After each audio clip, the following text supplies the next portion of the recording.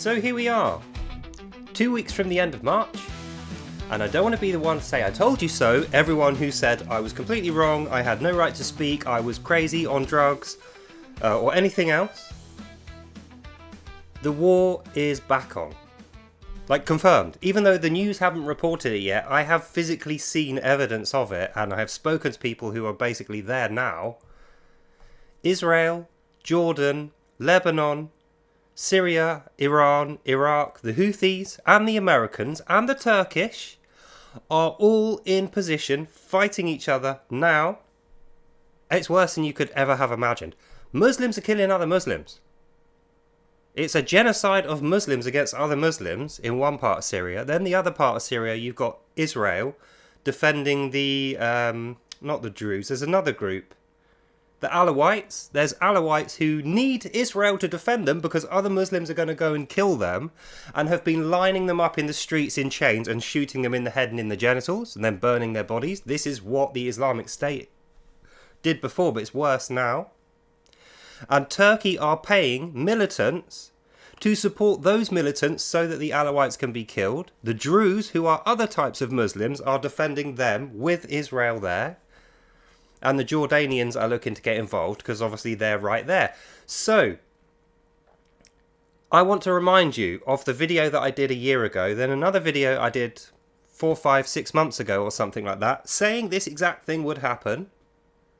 Let's go through another piece of the Bible, scripture, which supports this happening now. Just so you know, this was all predicted in the Bible perfectly.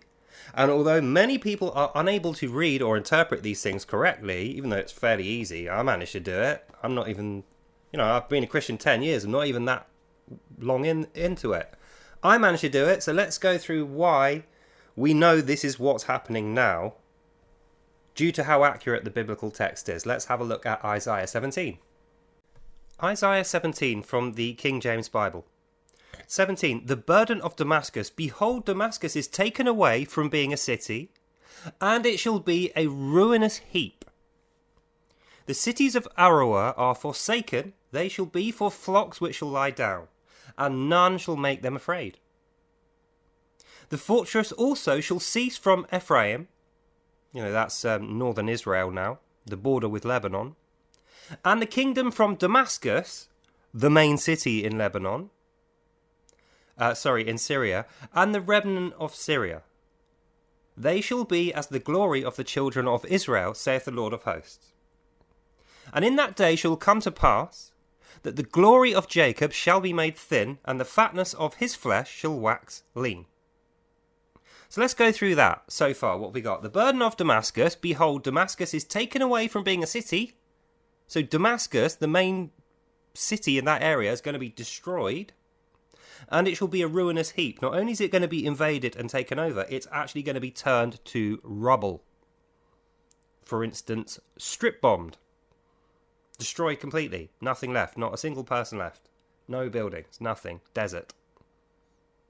The cities of Aroer are forsaken. That's Jordan. Aroer is Transjordan, where the current border of Jordan meets the mountains of the West Bank, which we know is where Islamic State have got terrorists there. They shall be for flocks which shall lie down, i.e., that whole mountainous area is also going to be cleared of people, and it's going to be returned to the flocks of sheep, who are going to lie down. So there's not even going to be any threat to them. They're not going to be running off from any other, people trying to catch them. It's literally going to be no people, no buildings, destroyed. So the only thing that's going to be there is sheep, and none shall make them afraid. There's going to be nobody there. The fortress also shall cease from Ephraim, which means northern Israel, where the border meets Lebanon and the edge of Iran and Syria.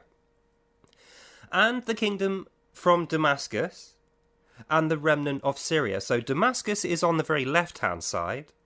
The remnant of Syria is on the very right-hand side. So it's saying that entire area, the northern kingdom of Israel, Lebanon, Damascus, all the way through Syria, that entire area shall be as the glory of the children of Israel, saith the Lord of hosts. So that's God saying that. God is saying, yep, look forward to that, Hamas guys. Your entire area That whole region is going to be demolished, turned to stones, and have no people upon it. And in that day it shall come to pass that the glory of Jacob shall be made thin, and the fatness of his flesh shall wax lean. Many Jews will die. So it's a war between America and Israel against Lebanon, Syria, Iran, Iraq, the Houthis, and the Turkish forces, supported in part by the Russians. So there's going to be lots of death. This is going to be a big war. This is not like border skirmishes. This is full-on war. And it shall be as when the harvestman gathered the corn, and reapeth the ears with his arm, and it shall be as he that gathered ears in the valley of Rephaim. So that's southern Israel. So when the harvestman gathers the corn, a harvestman carries what? He carries a scythe, like, the Grim Reaper type thing. So the harvestman is the guy who collects the dead. Corn is the seed, the fruit that comes from plants that have been growing a long time. Wheat type plants. And reapeth the ears with his arm. So it shall be he that gathereth ears in the valley of Rephaim. So the God of southern Israel is the harvestman that's going to gather the corn and reap it with his arm. I don't know how much clearer you could be than that. That's exactly what's happening right now, as I said. So we'll carry on. Yet gleaning grapes shall be left in, as the shaking of an olive tree, 2 or 3 berries in the top of the uppermost bough, 4 or 5 in the outermost fruitful branches thereof, said the Lord God of Israel. So a little bit more breaking down required here. Yet, so while this is happening, something else going to happen afterwards. Yet means later. Gleaning grapes shall be left in it. So that means the people who win the battle before they leave and there's no people there are the gleaning grapes, as the shaking of an olive tree. Now, where do we find olive trees? What is an olive tree symbolic of? It's symbolic of Israel. So we know the gleaning grapes are the Israelites or the Israelis left after the battle when everyone else is dead. So it means Israel will win.